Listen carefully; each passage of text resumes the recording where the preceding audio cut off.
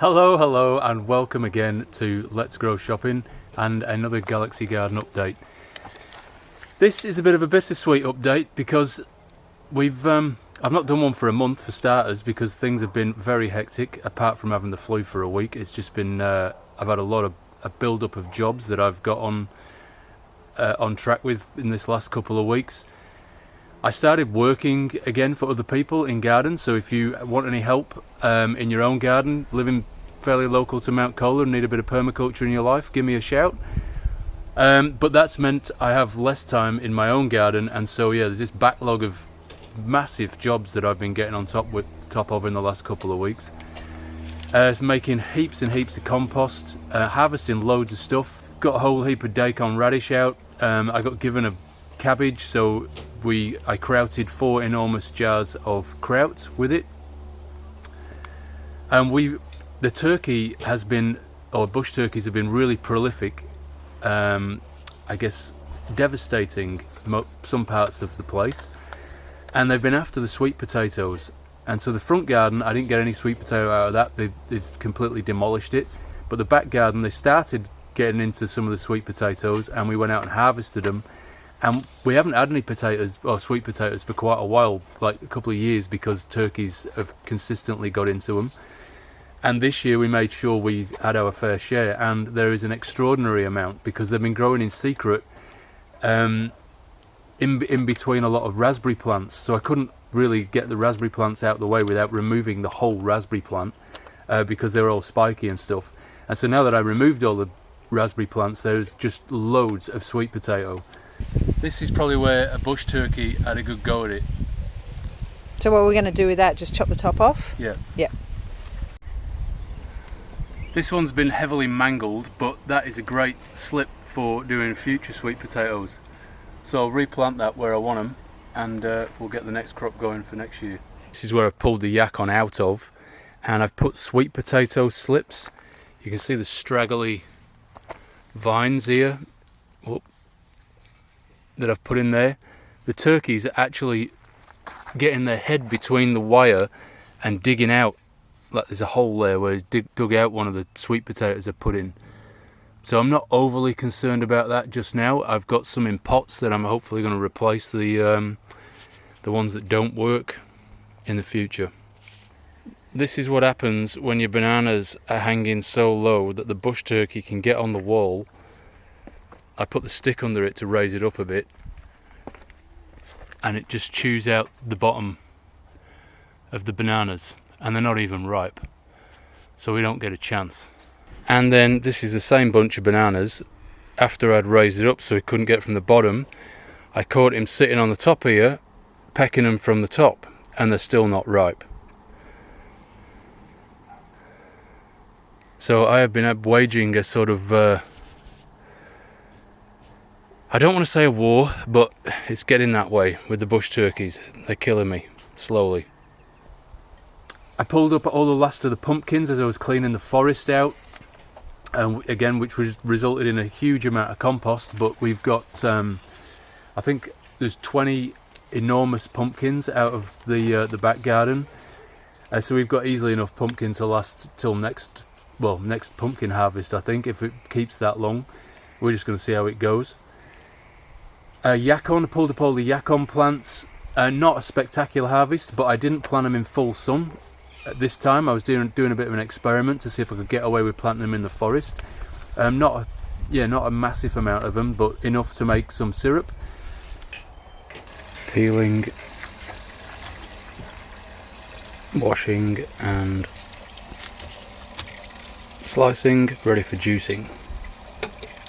Once they've been juiced, we can make yacon syrup, which just entails boiling that juice right down for a couple of hours to make a syrup, so it's like healthy sugar. There used to be 8 litres in that pan, and now it's probably down to about less than a litre yacon syrup. I also got given some yacon, and I've just made some the equivalent of applesauce, but yacon sauce. And then on top of all that, limes, lemons, oranges. The limes, just hundreds of them. We've got a really prolific lime tree. Lemons, I've got 3 trees and all of them do little bits here and there, so out of the 3 of them we get quite a good harvest. And then only one of the orange trees has really come good this year, but there's quite a few oranges on it for the first time ever, so that's a really positive result as well. I think they're Washington Navels. And here we are at Juicing Central. Oranges, limes, lemons.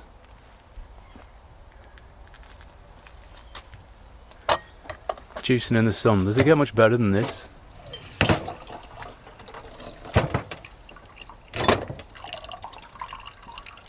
Look at that. Love it. And with other jobs I've been doing, I've been refurbishing all the strawberry pots. Like I said, I grow strawberries in quite a lot of places, but the ones I want to eat are in pots, and every year I have to dig it all out and just put a couple of plants back in. So you can see overcrowded pot, sort of looking a bit straggly. Dig the whole lot out and keep 3 of them and plant those back in with a load of floor scrapings from the chicken coop. So that's the fertilizer for the next year's worth of strawberries. And there we go, empty pot. The soil is a bit powdery, that's why I'm topping it up to the top with compost and planting the strawberries in that. I've got a bucket of strawberry plants, so I just picked 3 of them and chuck them in, and the rest I give away or plant elsewhere around the garden. I grow strawberries almost everywhere, but if I want to eat them I grow them in pots. So there you have it, 3 plants. You don't need the big ones. It's these little leaves in the middle. If you've got a few of those, anything will shoot as long as you keep the water up to it. I actually tend to go for the smaller plants so that they're more vigorous in this pot. And yeah, that'll be full up again midway through spring, summer, and giving us strawberries. I've been planting a row of potatoes in where the sweet potatoes were. And yeah, one of my major jobs that I was kind of hoping to do before this update, but it's quite a challenge, is revisiting the plan. Going through all the things that worked and didn't work from last year and trying to make a new plan out of it. You know, I want to probably grow broccoli and cauliflower and everything in pots rather than in the ground. So I need to rearrange what I was planting in where there was. I need to rearrange what I'm planting in each garden bed to accommodate all that, and plant more of the stuff that just works. And on the whole, I have been doing a lot of work, but not on the veggie patch. So on the whole, the winter quiet period is well and truly with us. Everything's just sort of stayed still, really. It's not progressed. You'll see the seedlings. I've planted all the seedlings from the beginning of June, which were really well on, but the ones I planted in mid-June, which are more than a month old now, there's only the peas that have really come good, so they can stay in the greenhouse. So I haven't planted any for the beginning of July or even in mid-July. I'm probably going to plant some in August, at the beginning of August, and with my new plan I'm probably going to go back to just doing it once a month. So like I said, this is probably the last regular Galaxy Garden update. I'll be doing other videos, but I won't be just concentrating on the veggie patch from now on. Yeah, we've had a year of going through the cycle, and you can see what needs to happen.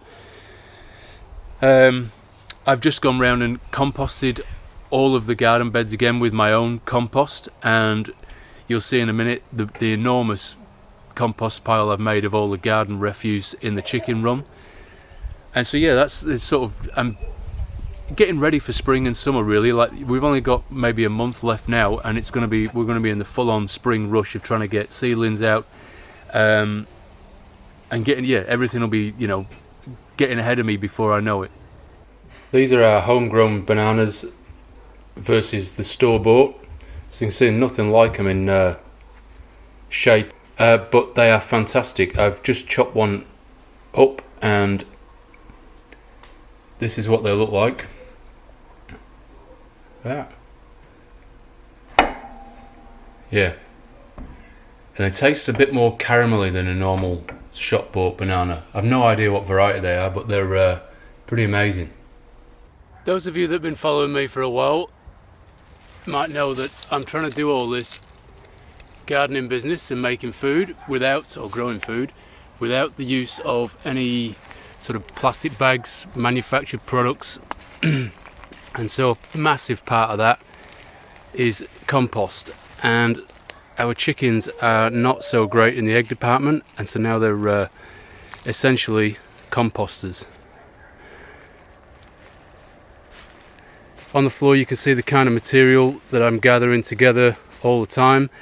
This big pile is what I've scraped off the top of the floor down in this area that I'm going to show you now, to uncover the great stuff underneath. So all that's partially decomposed, but over a while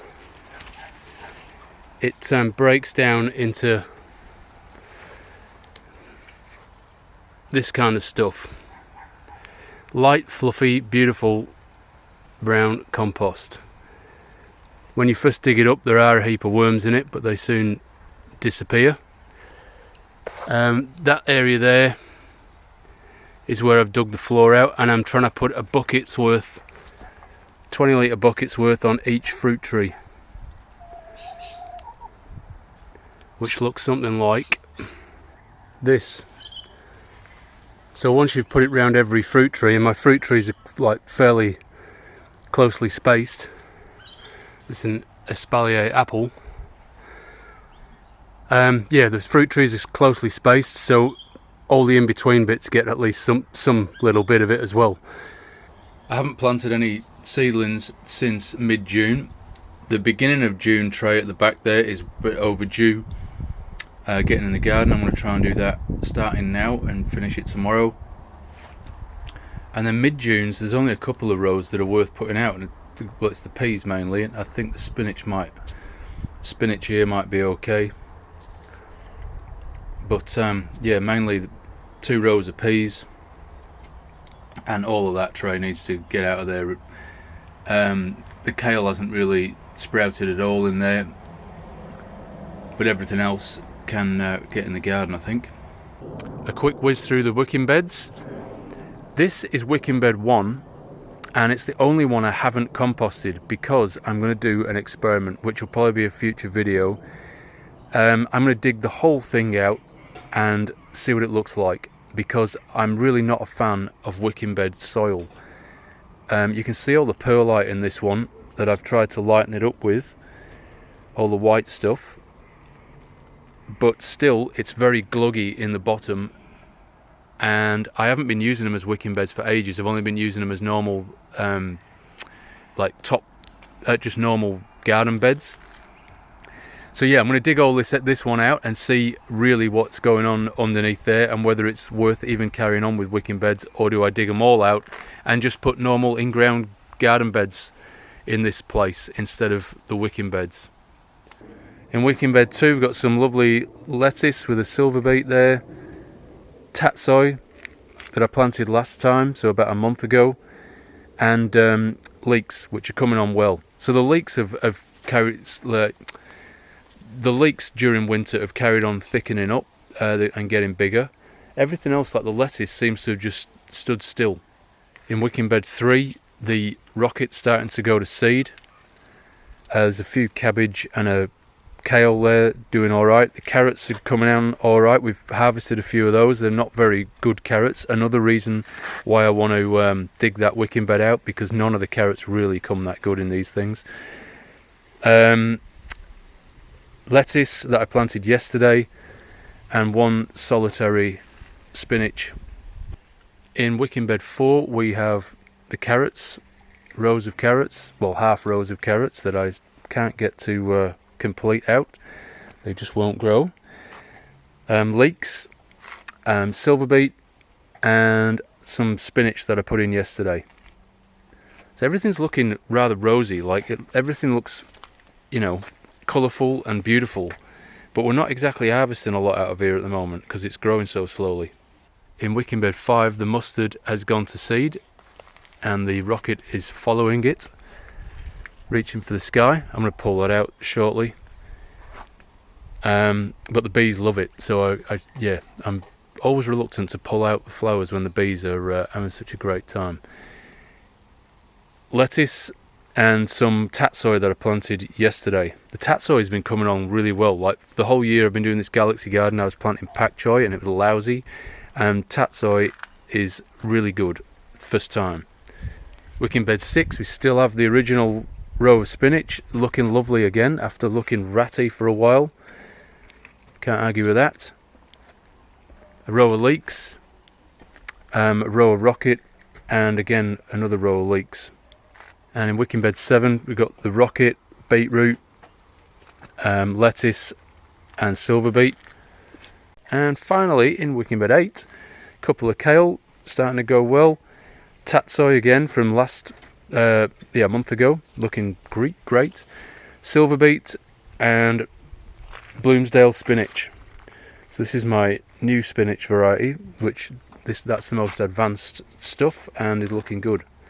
I'll be getting on with harvesting that soon, I think. And in the galaxy garden itself we have a wonderful example of echinacea.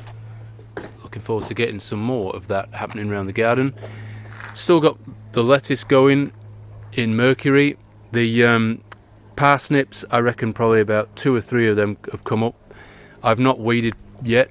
I was kind of hoping about leaving that garden bed from weeding till I saw parsnip seedlings, but they're looking very sparse indeed. In Venus, the last lot of pak choi I planted is gone to seed. Again, bees love it. Very similar flowers to all the other brassica family, particularly the mustard. The lettuce found great again, we've been harvesting those and they're still going. And the cabbages are starting to produce not very tight heads, but they're starting to look like cabbages.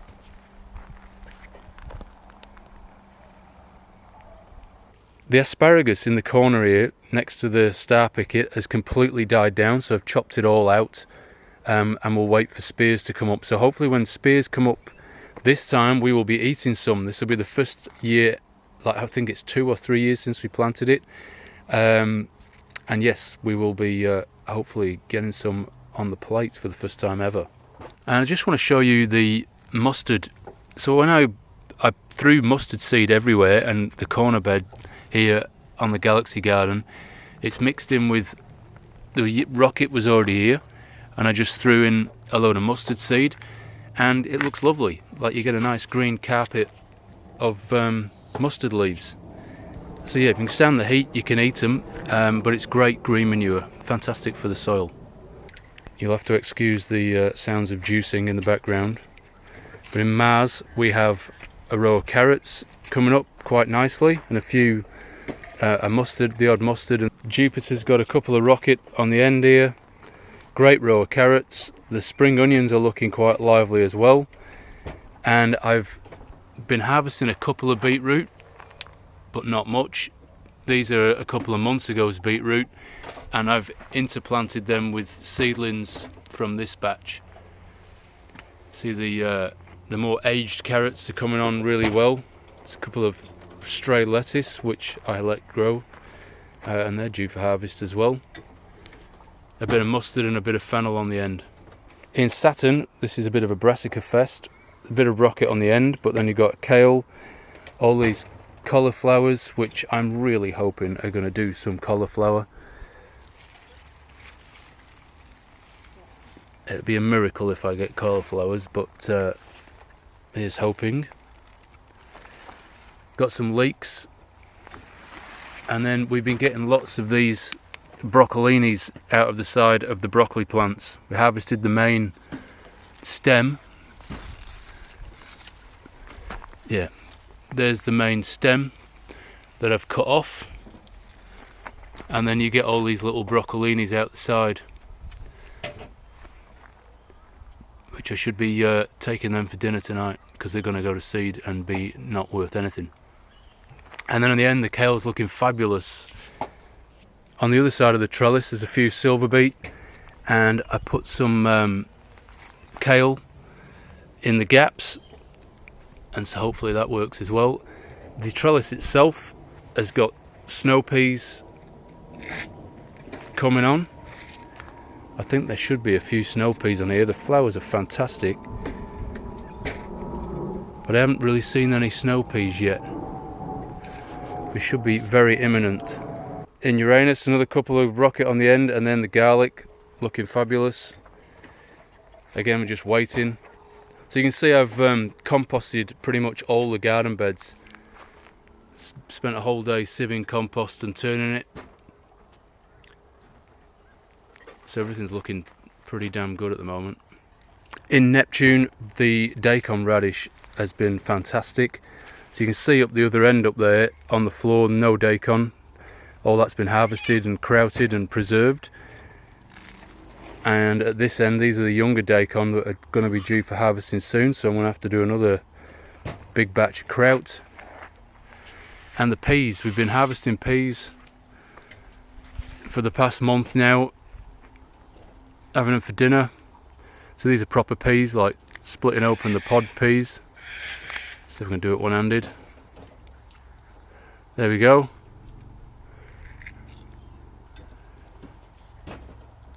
Some great looking peas. And in the other corner bed you can see the borage that I let grow wherever it comes up. It just self-seeds. I don't really plant it anymore. But yeah, try and get the seeds and spread them all over the place so I can get some more elsewhere. Great for the compost, great for the bees. And then you can see again the mustard doing its thing as green manure. Fantastic. Yesterday when I was planting out the seed tray, like I've been saying, I'm going to take brassicas out of the Galaxy garden and do something different with them. And so in here you've got broccoli, cauliflower. I put 4 in each one, which might be a bit overkill, but we'll see how we go with it. I can move them around into the sun, I can water them a bit more or less, maybe even feed them a bit more. I might have to resort to bought fertilizer, you never know, but at least I can sort of control what's happening a bit more and get something out of them. And this is a complete success story, this tree. One of the peaches doing its thing. As soon as the solstice finished, so shortest day of the year, pretty much the week after, this peach tree started budding and flowering, and it's by far the sort of first out the blocks. And so we've got flowers all over it. As soon as those flowers are done, I get the net on ASAP, and the reason for that is because these tiny fruit form, and you want to get them before the fruit fly do. So they need pollinating by bees, as we just saw, but you need to get the net on really quickly to save the fruit from getting infected before you get hold of them. And whilst I was cleaning out the forest of the yacon, I found some Jerusalem artichoke as well. So I don't know where I'm going to put Jerusalem artichoke in the future. Where it wasn't too flashy. It didn't really it basically reproduced itself but didn't give a bumper crop. And so I've saved a couple in pots, get them to sprout, and then I can delay the decision a bit on where to put them for next year's crop. And like I said before, I've potted up a whole heap of sweet potato slips, or the smaller sweet potatoes that aren't worth eating, and see if we get some seedlings out of, and then I can replace what the bush turkey continues to damage in the future, and we'll get a crop next year.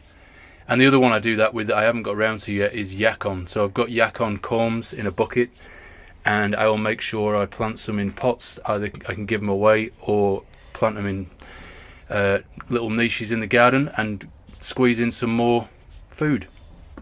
And so I haven't planted a seed tray this fortnight. I'm going to leave that till probably beginning of August, or maybe even mid-August. You can see the tray from a month ago. All these beetroot and tatsoi on this side, they're hardly worth planting out, and they've been in there a month already, and in the greenhouse, so it's been nice and warm. We've had beautiful days, but they're still not, you know, not worth putting out. I'm going to get the peas out as soon as I can, but apart from that, the rest of the tray can stay there. And that's about the lot for this update. If you've been with me since the start of this, thank you very much for watching it all.